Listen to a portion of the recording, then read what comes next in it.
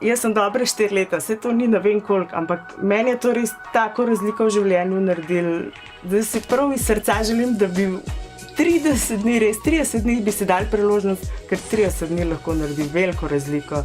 In najbolj me pri teh, ko te špikajo, moti ta izjava, ko rečejo dog bom bom.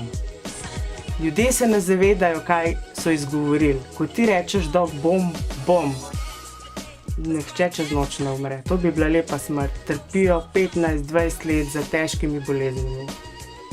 In tle jim res želim, da bi spremenili svoje mišljenje in čim prej šli na rastlinsko prehrano. Ampak kot sem rekla, njihova odločitev mora to biti in to mora začutiti.